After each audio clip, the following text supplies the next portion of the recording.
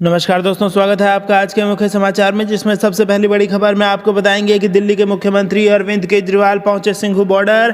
कहा केंद्र से हाथ जोड़कर अपील, कृषि कानून वापस ले लें। इसी के साथ दूसरी बड़ी खबर में आपको बताएंगे कि समाजवादी पार्टी नेता राम गोविंद चौधरी का बयान। बोले नए कृषि कानून के समर्थक नेताओं का गांव में प्रवेश करना बंद कर दे किसान। और तीसरी बड़ी खबर में आपको बताएंगे कि भाजपा और सपा में तकरार। अखिलेश यादव बोले जो पंचायत चुनाव नहीं करा सकते वो सरकार क्या चलाएंगे। दोस्तों, हर एक खबर की गहराई में आपको ले जाएंगे, लेकिन उससे पहले अगर आपको भी ऐसा लगता है कि सरकार को ये कानून वापस ले लेना चाहिए तो आप अभी इस वीडियो को लाइक कीजिए और इस लाल बटन को दबा के इस चैनल को फ्री में सब्सक्राइब करके घंटी बजाकर कमेंट में लिखिए जय हिंद। दोस्तों, रुक करते हैं तमाम बड़ी खबरों की तरफ। सीएम अरविंद केजरीवाल सिंघू बॉर्डर पहुंचे। कहा केंद्र से हाथ जोड़कर अपील, कृषि कानून वापस ले। जी हां दोस्तों, दिल्ली के मुख्यमंत्री अरविंद केजरीवाल रविवार को सिंघू बॉर्डर के करीब गुरु तेग बहादुर मेमोरियल पहुंचे। सीएम केजरीवाल के साथ उप मुख्यमंत्री मनीष सिसोदिया भी थे। अरविंद केजरीवाल ने कहा कि आज हमारे देश के किसान दिल्ली बॉर्डर पर आए हैं, दुखी हैं, मुसीबत आई हुई है। हम लोगों को कितनी सर्दी लग रही है, रात को इतनी ठंड हो जाती है, खुले आसमान के नीचे किसान भाई, माता, बच्चे सोने को मजबूर हैं। क्यों? हमारे किसान, सर्दी के बीच हमारे किसान पिछले 32 दिन से खुले आसमान में सोने को मजबूर हैं। दिल्ली के सीएम ने कहा कि मुझे बहुत दर्द होता है कि यहाँ 40 से अधिक किसान अब तक अपनी जान गंवा चुके हैं। उन्होंने कहा कि मैं कृषि कानूनों को निरस्त करने के लिए केंद्र से हाथ जोड़कर अपील करता हूँ। केजरीवाल ने कहा कि किसान अपने अस्तित्व के लिए विरोध कर रहे हैं। उन्होंने कहा ये अपने लोग हैं, हमारा परिवार है। इन तीनों कानूनों को वापस ले लीजिए और कितनी शहादत लेना चाहते हो आप। उन्होंने कहा कि नए कृषि कानूनों से उनकी जमीन छिन जाएगी। सीएम ने कहा कि मैं किसी भी केंद्रीय मंत्री को कृषि कानूनों पर किसानों के साथ बहस करने की चुनौती देता हूं। इससे यह स्पष्ट हो जाएगा कि ये कानून कितने फायदेमंद या नुकसानदायक हैं। उप मुख्यमंत्री मनीष सिसोदिया ने कहा कि केजरीवाल प्रदर्शनकारी किसानों के बारे में सोच रहे हैं, किसानों के बारे में कैसे पर्याप्त बंदोबस्त किए जाएं। वे लोग कष्ट उठाकर इतनी दूर आए हैं। सिसोदिया ने कहा कि आम आदमी पार्टी, दिल्ली सरकार, केजरीवाल और उनकी पूरी टीम किसानों के साथ है। सिसोदिया ने कहा कि केंद्र चाहता था कि दिल्ली के स्टेडियम को किसानों के लिए जेल बनाया जाए। केजरीवाल ने हर तरह के दबाव को झेला और ऐसा नहीं होने दिया।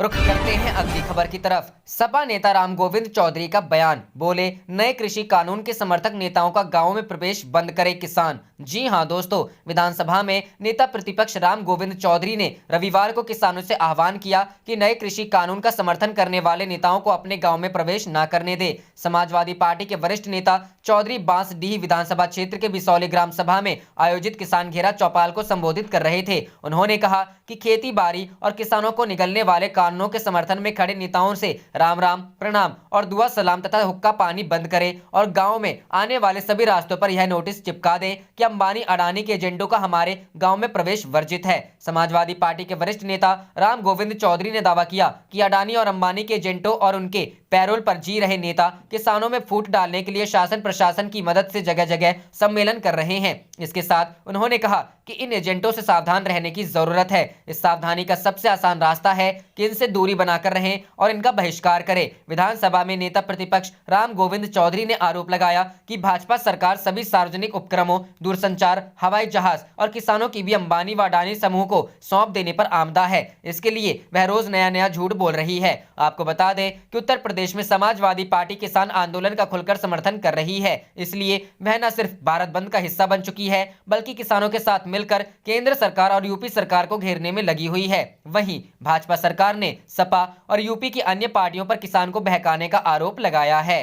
रुख करते हैं अगली खबर की तरफ। भाजपा सपा में तकरार। अखिलेश यादव बोले जो पंचायत चुनाव नहीं करा सकते वो सरकार क्या चलाएंगे। जी हां दोस्तों, समाजवादी पार्टी के अध्यक्ष और उत्तर प्रदेश के पूर्व मुख्यमंत्री अखिलेश यादव ने रविवार को आरोप लगाया कि जो सरकार प्रदेश में पंचायत चुनाव नहीं करा पा रही है वह प्रदेश क्या चलाएगी। इस पर भारतीय जनता पार्टी ने उन पर पलटवार किया है। भारतीय जनता पार्टी के प्रदेश उपाध्यक्ष और पंचायत चुनाव के प्रदेश प्रभारी विजय बहादुर पाठक ने कहा कि समाजवादी पार्टी को समझना चाहिए कि कोविड प्रोटोकॉल के चलते चुनाव में देरी हो रही है। उत्तर प्रदेश के पूर्व मुख्यमंत्री अखिलेश यादव ने कहा कि उत्तर प्रदेश में भाजपा सरकार ने बिना नए चुनाव कराए ग्राम पंचायतें भंग कर दी हैं। बड़े बड़े चुनाव तो हो रहे हैं, लेकिन लोकतंत्र में जनप्रतिनिधित्व की सबसे छोटी इकाई के चुनावों के लिए सरकार अपने को अक्षम बता रही है। ऐसी सरकार उत्तर प्रदेश क्या चलाएगी। इसके अलावा सपा प्रमुख ने कहा कि भाजपा लोकतंत्र की बुनियाद पर चोट न करे। भाजपा के प्रदेश उपाध्यक्ष और पंचायत चुनाव के लिए प्रदेश प्रभारी बनाए गए विजय बहादुर पाठक ने कहा कि अखिलेश यादव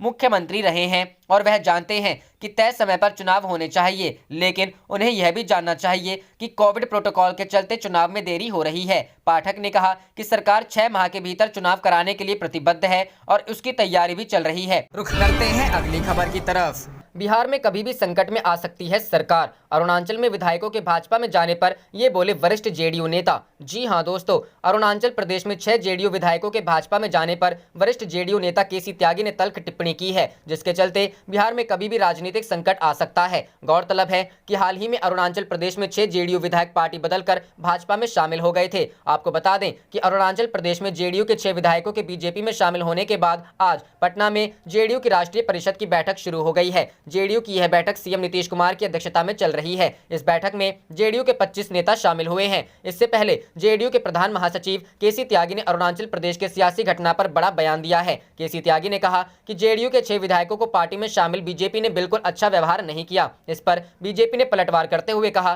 कि बीजेपी में शामिल होने का जेडीयू विधायकों का फैसला है। बिहार की उप मुख्यमंत्री और बीजेपी नेता रेणु देवी ने कहा कि अरुणाचल प्रदेश में जनता दल यूनाइटेड के 6 विधायकों का भाजपा में शामिल होना उनका अपना फैसला है, हम उनकी बात नहीं कर सकते हैं। हालांकि रेणु देवी ने कहा कि अरुणाचल प्रदेश की सियासी घटना का कोई असर बिहार में नहीं पड़ेगा।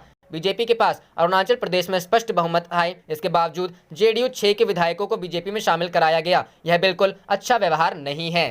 रुख करते हैं अगली खबर की तरफ। अरुणाचल में जेडीयू को झटका देने के बाद बिहार के बीजेपी नेता ने कहा होम मिनिस्ट्री छोड़ दे नीतीश। जी हां दोस्तों, अरुणाचल प्रदेश में जनता दल यूनाइटेड को झटका देने के बाद बीजेपी ने बिहार में भी नीतीश कुमार की कार्यशैली पर सवाल उठाने शुरू कर दिए हैं। अरुणाचल प्रदेश में जेडीयू के 7 में से 6 विधायकों को बीजेपी में प्रवेश करा दिया गया है, जबकि बिहार में बीजेपी और जेडीयू के गठबंधन की सरकार है। इसके बाद बिहार बीजेपी की नेता व पूर्व केंद्रीय मंत्री संजय पासवान का बड़ा बयान सामने आया है। संजय पासवान ने अपने बयान में बिहार सीएम नीतीश कुमार की कार्यशैली पर ही सवाल उठा दिए हैं। पूर्व केंद्रीय मंत्री संजय पासवान ने बीते शनिवार को बिहार के सीएम नीतीश कुमार को लेकर बयान दिया। अंग्रेजी अखबार इंडियन एक्सप्रेस में छपी रिपोर्ट के मुताबिक संजय पासवान ने बयान में सीएम नीतीश को गृह विभाग को किसी और को सौंपने के लिए कहा। बता दें कि बिहार के सीएम नीतीश के पास गृह, सामान्य प्रशासन, सतर्कता और सामान्य प्रशासन विभागों का प्रभार है। आपको बता दें कि अरुणाचल में जेडीयू विधायकों की टूट से बिहार में सियासत गर्मा गई है। संजय पासवान ने कहा